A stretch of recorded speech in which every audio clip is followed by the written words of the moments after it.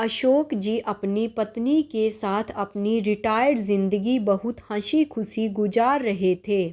उनके तीनों बेटे अलग अलग शहरों में अपने अपने परिवारों के साथ थे। उन्होंने नियम बना रखा था, दीपावली पर तीनों बेटे सपरिवार उनके पास आते थे।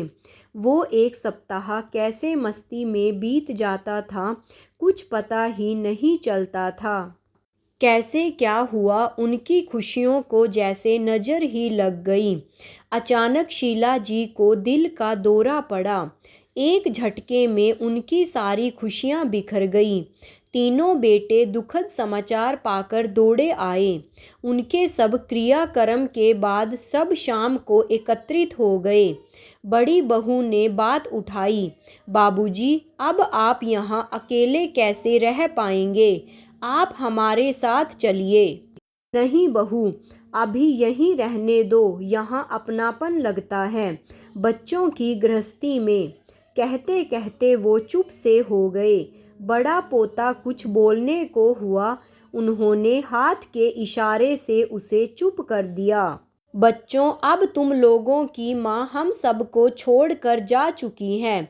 उनकी कुछ चीज़ें हैं, वो तुम लोग आपस में बांट लो। हमसे अब उनकी साज संभाल नहीं हो पाएगी। कहते हुए अलमारी से कुछ निकाल कर लाए। मखमल के थैले में बहुत सुंदर चांदी का श्रृंगारदान था। एक बहुत सुंदर सोने के पट्टे वाली पुरानी रिस्ट वॉच थी। सब इतनी खूबसूरत चीज़ों पर लपक से पड़े। छोटा बेटा जोश में बोला, अरे ये घड़ी तो अम्मा सरिता को देना चाहती थी। अशोक जी धीरे से बोले, और सब तो मैं तुम लोगों को बराबर से दे ही चुका हूँ। इन दो चीज़ों से उन्हें बहुत लगाव था। बेहद चाव से कभी कभी निकाल कर देखती थी, लेकिन अब कैसे उनकी दो चीज़ों को तुम तीनों में बांटूं?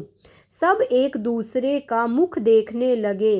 तभी मंझला बेटा बड़े संकोच से बोला, ये श्रृंगारदान वो मीरा को देने की बात करती थी, पर समस्या तो बनी ही थी। वो मन में सोच रहे थे, बड़ी बहू को क्या दूं? उनके मन के भाव शायद उसने पढ़ लिए। बाबूजी, आप शायद मेरे विषय में सोच रहे हैं। आप श्रृंगारदान मीरा को और रिस्टवॉच सरिता को दे दीजिए। अम्मा भी तो यही चाहती थी। पर नंदनी, तुझे क्या दूं, समझ में नहीं आ रहा। आपके पास एक और अनमोल चीज़ है, और वो अम्मा जी मुझे ही देना चाहती थी। सबके मुंह हैरानी से खुले रह गए। दोनों बहुएं तो बहुत हैरान परेशान हो गई। अब कौन सा पिटारा खुलेगा? सबकी हैरानी और परेशानी को भांप कर बड़ी बहू मुस्कुरा कर बोली, वो सबसे अनमोल तो आप स्वयं हैं बाबूजी।